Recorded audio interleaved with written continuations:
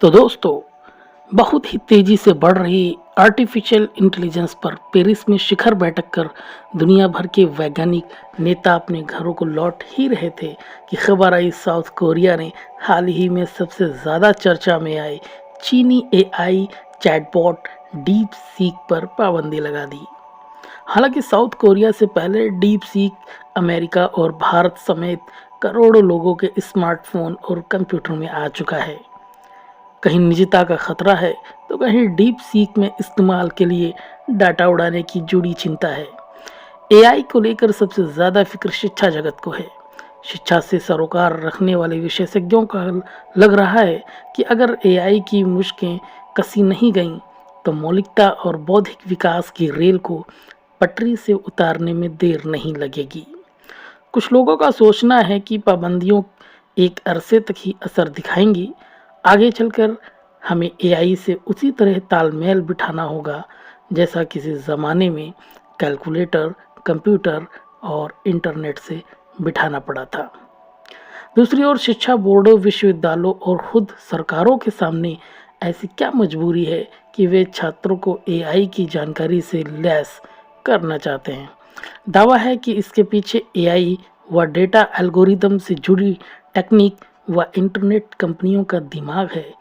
ये कंपनियां अपने कारोबारी मकसद के लिए एआई से जुड़ा डेटा पैदा करके उसका इस्तेमाल करना चाहती हैं ताकि एल्गोरिदम को उनकी ज़रूरतों के हिसाब से डिज़ाइन कर सकें। यूनेस्को के विशेषज्ञ मानो एंटोनीज का तर्क है कि इन कंपनियों का ध्यान शिक्षा से ज़्यादा मुनाफे पर है। इसके लिए ये कंपनियां सरकारों और शिक्षा जगत को एआई के लिए लुभा रही हैं और इसके लिए बेहद सस्ती दरों पर एआई ऐप और संबंधित टेक्निक बेचकर उन्हें अपने झांसे में भी ला रही हैं। सवाल है कि क्या शिक्षा जगत में एआई के कुछ फ़ायदे भी हैं? अगर एक टूल के रूप में देखा जाए तो एआई के कुछ उसी तरीके के लाभ हैं जैसे एक हथौड़े के होते हैं।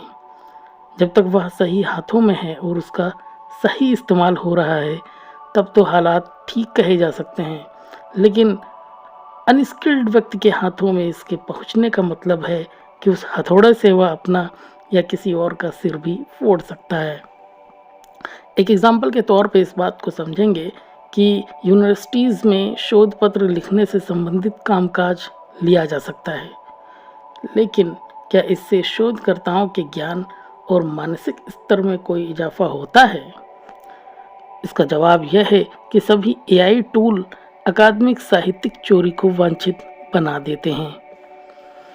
अगर पूछा जाए कि एक आईटी मुल्क के तौर पर दुनिया में काफ़ी दबदबा रखने वाले हमारे देश भारत के शिक्षा जगत में एआई को लेकर क्या रुख अपनाया जाना चाहिए, इस सवाल के जवाब में विकसित देशों के उदाहरण देना प्रासंगिक होगा। एक शोध के मुताबिक अमेरिका में 94% शिक्षक एआई के विरोध में हैं। वहीं फ्रांस में इसी तरह की एक पहल के रूप में जब गृह कार्य करने के लिए होमवर्क ऐप एमआई लाने की घोषणा हुई तो इसके समर्थन विरोध में वहां राजनीतिक संकट की स्थिति बन गई। अंततः इस योजना को रद्द कर दिया गया है। ब्रिटेन में इसी तरह का एक एआई ऐप स्पार्कर्स लाया गया तो तमाम अभिभावकों ने इसे लेकर अपनी नाराज़गी भी जताई। इसकी बड़ी वजह यह बताई गई कि यह ज़्यादातर एआई टूल या ऐप बच्चों को समाज से काट देते हैं। एआई की दुनिया बेशक तेज हो, लेकिन इसकी एक बड़ी हकीकत यह है कि सच्चाई से अलग एक ऐसी दुनिया में ले जाती है जहां नकली चीज़ें असली लगने लगती हैं और पराये ज्ञान को लोग अपना मानकर किसी गफलत के शिकार हो सकते हैं। दोस्तों, एआई ने भले ही आज इतनी प्रगति कर ली हो, लेकिन क्या हमारी ज़िंदगी में एआई कहीं ना कहीं मुश्किलें डाल सकता है या हमारी ज़िंदगी में कुछ ऐसे काम कर सकता है जिससे हमें काफ़ी परेशानियों का सामना उठाना पड़ सकता है। विज्ञान और चिकित्सा जगत में एक नियम है कि कोई भी खोज आम जनता के सामने तब तक नहीं लाई जानी चाहिए जब तक उसके दुष्प्रभावों का सटीक आकलन नहीं हो पाता। लेकिन एआई को अपनाने को लेकर भारत समेत दुनिया के देशों में एक किस्म का उतावलापन दिख रहा है। वहीं निजी निजी टेक्निक कंपनी को इसमें बहुत मुनाफा भी नज़र आ रहा है। हालांकि 5 वर्षों में तकनीकी करिश्मा की बदौलत संभव हुई पढ़ाई के एक प्रमुख उदाहरण है ऑनलाइन शिक्षा। तो पता चलता है कि इससे कितनी बड़ी समस्याएं उठ खड़ी हुई हैं।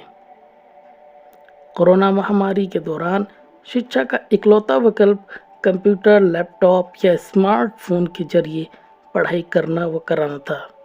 मजबूरी में अपनाए गए इस विकल्प के नतीजे में जो पीढ़ी अगली कक्षाओं में गई, उसके लिए कोविड पीढ़ी जैसे जुमले गढ़ दिए गए हैं। तो दोस्तों, एआई ने हमारी ज़िंदगी को काफ़ी आसान भी बनाया है, लेकिन कहीं ना कहीं हमें इससे मुश्किलों का भी सामना करना पड़ेगा। तो दोस्तों, अगर ये जानकारी आपको काफ़ी अच्छी लगी हो तो शेयर करें, लाइक करें, कमेंट में बताएं हमें एआई से रिलेटेड और क्या सुधार करने चाहिए, या कोई और जीवन में कठिनाइयाँ आ सकती हैं वो ज़रूर शेयर करें।